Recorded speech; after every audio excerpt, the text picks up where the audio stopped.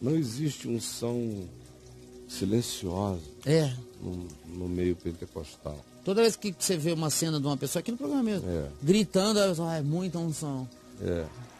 Não existe unção quieta, não existe unção de olhos abertos, não existe unção sem extravagância. Tem que ser ou muito choro, ou muito grito, ou muito gemido, ou gargalhadas hoje em dia. Não existe unção sem descontrole. Então o cara tem que não poder voltar a si, tem que ficar comum, que eu mostrei aqui semana passada, que tá vindo. Tem que ter descontrole. Ou ele tem que virar, o cara tem que cair no chão, tem que estribuchar. Alguém tem que o cobrir, porque senão ela fica de perna aberta. É uma unção do arreganho também. Todas essas unções são arreganhos, são desproporções, são exageros. Não existe unção com lógica. Unção tem que ser uma expressão de ilogicidade. Unção tem que ser só feita de algaravias estáticas, de línguas chamadas estranhas, ou de visões enigmáticas, de profecias que sirvam em muitas direções de acordo com a apropriação do indivíduo, que é para o profeta não cair no perigo de ser específico demais e errar. A profecia ele deixa tudo assim a quem interessar possa, e com uma amplitude de cumprimento enorme. Mas não existe unção sem essas caracterizações, sem essas caricaturas. Como não acontece espontaneamente, eles vão teatralizando. Eles querem buscar isso. Tem os indutores de teatro pentecostal, que são os líderes, e tem os que precisam se pentecostalizar para fazerem parte do grupo. Se você não falar em línguas, você é de segunda categoria nesse mundo. Se você não gritar, você é frio. Não tem unção. Se você não cair no chão, você não se entrega. Você entendeu? Entendi. Cara. A obra de Deus é avaliada assim, por essas exterioridades. Humildade é se descontrolar. Um cara que tem controle não é humilde. Uma pessoa que prova Deus em silêncio é um ser gelado. Toda essa manifestação de fogo, ela acaba caindo nas manifestações da necessidade de plateia. Para que fogo sem plateia? Fogo evoca plateia. Fogo evoca plateia. Fogo, mesmo naturalmente, ele é pirotécnico no que ele provoca na gente. Agora, Elias, que vem daquela experiência pré-pentecostal de fogo, entra naquela depressão, só é salvo da sua depressão quando ele silencia. Quando ele se salva daquela espiritualidade das intensidades. Ele caiu em depressão porque ele não suportava mais viver de intensidade em intensidade. De guerra em guerra, de fogo em fogo, de trepidação em trepidação. De espera ansiosa em espera ansiosa. Ele entrou em depressão por não aguentar mais essa pressão. Aí ele vai para o Monte Horebe, chega lá e aprende essa lição. Que todos os estereótipos de poder que ele tinha na mente eram só estereótipos de poder. Não eram o poder e, sobretudo, não eram Deus.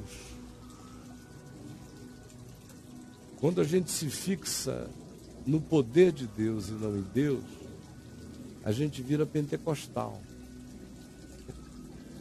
É na hora que a gente fala do vento impetuoso. Do fogo. E não em Deus. A gente fala do fogo. Do fogo. E não em Deus. A gente fala do terremoto.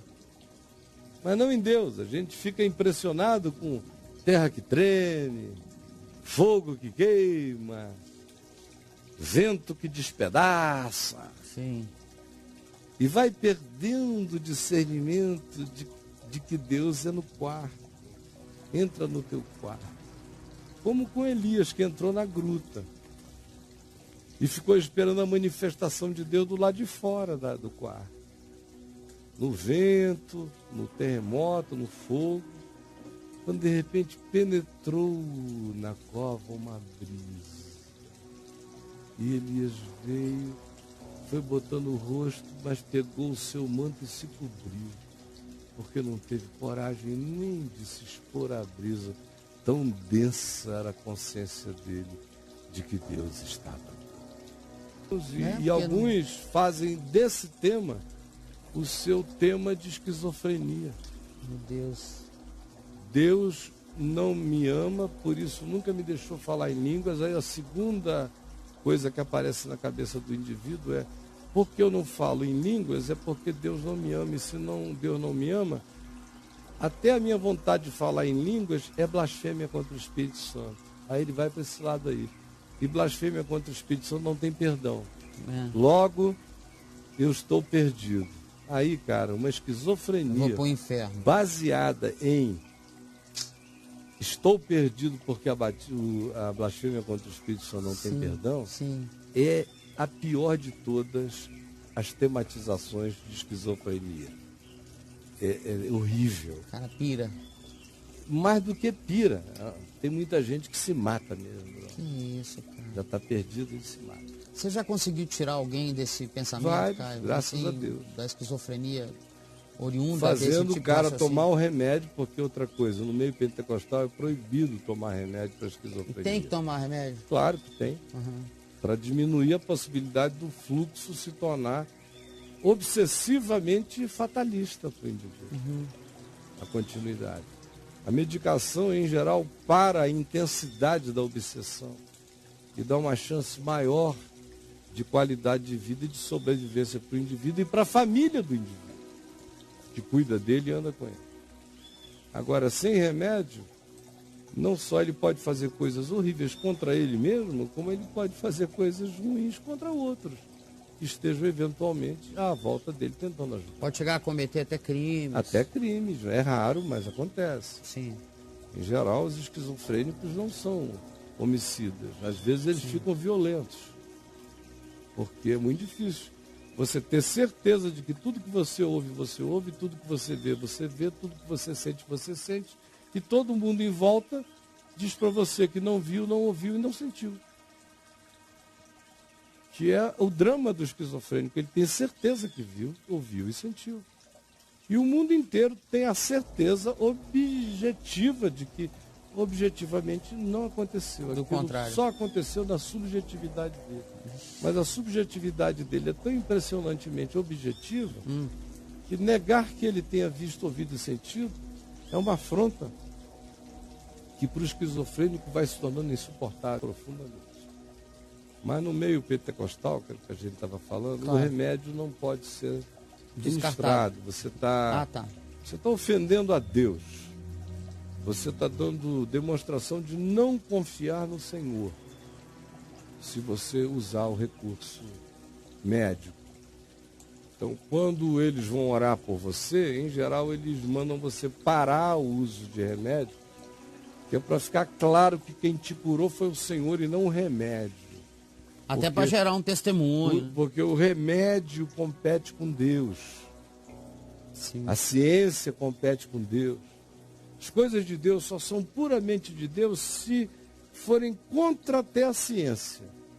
Porque com a ajuda médica, com a ajuda da natureza, dos elementos químicos que Deus criou na natureza, que descobertos têm o seu aplicativo benfazejo para o corpo, porque todo bom remédio vem do alto. Não vem de nenhum laboratório na terra, veio de raízes, de químicas, de plantas, de elementos encontrados na natureza criada pelo Senhor. Então vem dele, é boa dádiva. E toda inteligência que descobriu aquilo é dom perfeito, que vem do Pai das luzes. Mas o pentecostalismo não é aberto para Deus ser maior. Deus é muito pequeno, Deus só cabe em reunião de oração de igreja. Ele não cabe no universo. Ele não usa todo esse acervo de medicina natural, de sol, de ar, de luz, de chão, de energias da natureza, de raízes, de vitaminas, de frutas. Não. Você se alimenta de vitamina D, de Deus. Vitamina Deus. De Deus. Em templos iluminados com luz branca fluorescente. Sim. Ali Deus derrama a sua luz. E qualquer outra coisa para fora daquilo ali está trabalhando contra a glória de Jesus. Né? Então imagina o que é você ficar preso nisso aí. Porque eles gostam, os hipócritas. É outra palavra que você tem que internalizar, é a palavra gostar. Chega a um ponto que o cara só gosta disso. Como a grande maioria dos crentes. Se você der um conselho a ele, minha filha, meu filho, entra no teu quarto, fecha a tua porta e fala com teu pai que está em secreto sobre isso. Não precisa falar nem comigo, nem com ninguém. Não precisa pedir oração pública em lugar nenhum, que a oração pública é outro artifício, é outra armadilha, é outra arapuca. Em nome da piedade pública, o cara vai lá e diz que ele está preocupado, ou que ele quer interceder por alguém que está passando um problema muito grande, aí ele fofoca contando a história da pessoa em nome de um pedido de oração. Tudo isso que vocês fazem já no hábito. O que eu estou dizendo aqui, que é a naturalidade do Evangelho, para vocês, para muitos de vocês, já é a anormalidade. Porque vocês naturalizaram a hipocrisia dos fariseus na prática das diversas manifestações de espiritualidade de vocês. Então não sereis como, porque se fizerdes assim, sereis como? Tornar-vos-eis como eles. Não vos diferenciareis deles, é o que Jesus está dizendo. Porque eles gostam. Eles gostam. Assim como você aprendeu a gostar disso. Tanto é que você não gosta de nenhuma reunião que você chame de intimista, onde hajam 2 ou 3 no máximo reunidos em nome dele, como ele falou, em harmonia, em oração, em perdão, em graça. Não, isso não te serve. Oração para você fica cada vez mais poderosa quanto mais gente tem, quanto mais gritaria houver, quanto mais celeuma carregar. Parece que Deus é o Deus das celeumas, o Deus dos alaridos, o Deus das gritarias, o Deus das apoteoses, o Deus das sapucaís religiosas, das gritarias, das suas ousadias gritando, levantando a mão, da sua suadeira enlouquecida. Vocês gostam disso. Isso é viciante, é altamente viciante. Mas há uma multidão que só está na performaticidade. E aí, quanto mais eles oram, como diz o ditado popular, mais assombração aparece, porque aquela oração e nada é a mesma coisa. É quase uma invocação às presenças que habitam o vazio do Espírito. A oquidão, a casa varrida e ornamentada, sem presença dominadora do mais valente Cristo morando em mim. Essa vaziez bem mobiliada é o lugar ideal para presenças malignas satanizadas. Cuidado, porque isso desperta gosto.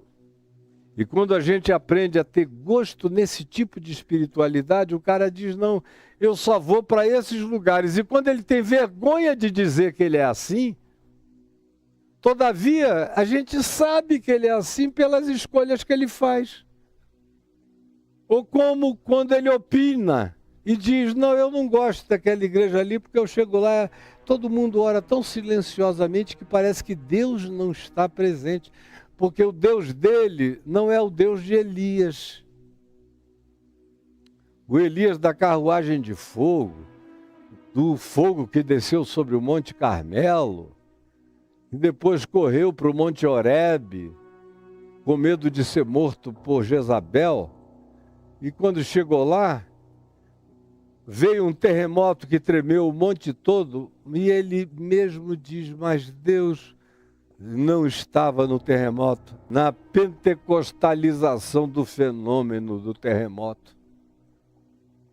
Depois passou o terremoto e veio um vento tão poderoso, que era tão forte, que fendia, quebrava, despedaçava rochas no Monte Horebe. E o Elias do fogo, da carruagem de fogo, dos milagres, todavia diz, mas Deus não estava na tempestade, nem no vendaval, nem da demonstração daqueles poderes que nem as pedras suportavam e rachavam. Até que, de repente, no silêncio de tudo, se ouviu um...